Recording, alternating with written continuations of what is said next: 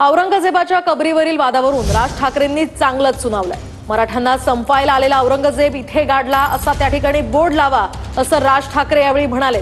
औरंगजेबाच्या कबरीकडे शाळेच्या सहली घेऊन गेलं पाहिजे। सिनेमानं जागा होणारा हिंदू काहीच कामाचा नाही। संभाजीराजेंचं बलिदान आता कळलं का असाही हल्लाबोल राज ठाकरेंनी केलाय।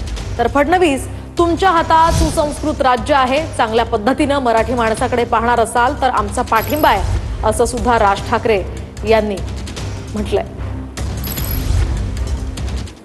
आणि आम्ही कोणाला गाडले हे आम्ही जगाला दाखवायचं नाही।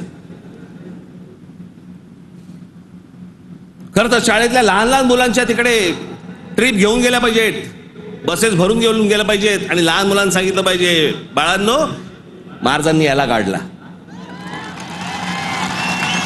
हा आपल्यावर आला होता, हा आपल्या धर्मावर उलटला होता, हा आमची मंदिरं पाडत होता, हा आमच्या बहिणींची आबरू लुटत होता, याला आम्ही गाडला। नाही तर पुढच्या पिढ्यांना आम्ही काय इतिहास सांगणार आहोत। जी कबर आहे ना, जी सजवलेली काढून टाका, कबर नुसती दिसली पाहिजे आणि तिथे एक मोठा बोर्ड लावा, आम्हा मराठ्यांना संपवायला आलेला औरंगजेब इथे आम्ही गाडला गेला।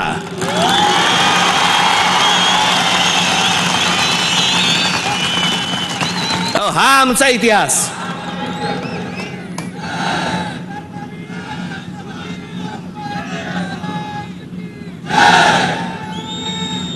अफजल खान ज्या वेळेला इथे आला, इतिहास कशासाठी वाचायचा? इतिहासातनं बोध घेण्यासाठी वाचायचा।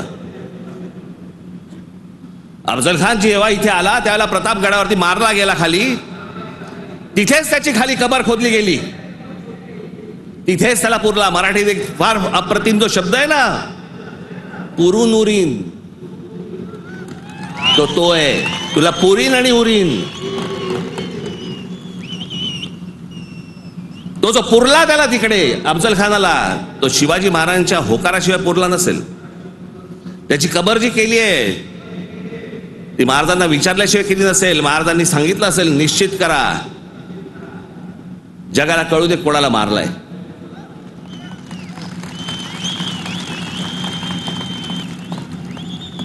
आपण ज्या मराठ्यांनी महाराष्ट्राने ज्यांना ज्यांना गाडले त्यांची प्रतीकं नेस्तनाबूत करून चालणार नाही, ती जगाला दाखवली पाहिजेत। आम्ही यांना गाडलंय, आम्हाला पाय जंगलांची पडली नाही, पाण्याची पडली नाही, कशाची पडली नाही, आम्हाला पडली औरंगजेबाची।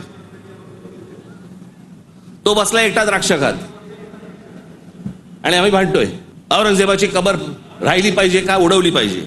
चित्रपटाने जागे होणारे हिंदू काही कामाचे नाहीत। चित्रपट थिएटरमधनं उतरला की हे उतरले।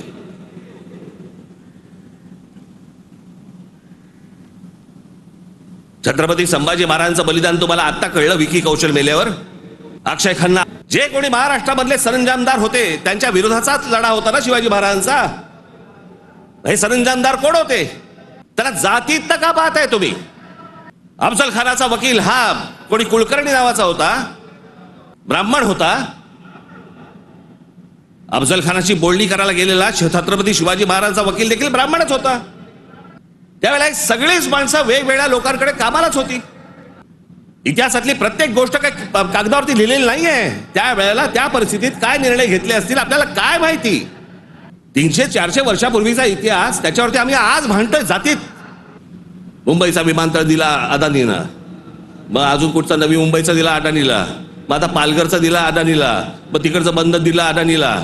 अदानी हुशार निघाला, आम्ही अदानी निघालो।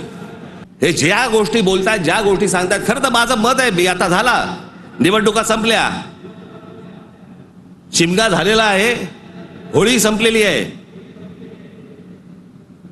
तुमच्या साक्षीने सांगतो, माझं खरं तर देवेंद्र फडणवीस, तुमच्या हातामध्ये एक चांगलं राज्य, सुसंस्कृत राज्य हातामध्ये आलेलं आहे। याच्याकडे नीट बघा, चांगल्या पद्धतीने मराठी माणसाकडे पाहणार असाल तर आमचा तुम्हाला पाठिंबा निश्चित राहील। प्रत्येक गोष्ट आमची ऐकून करा।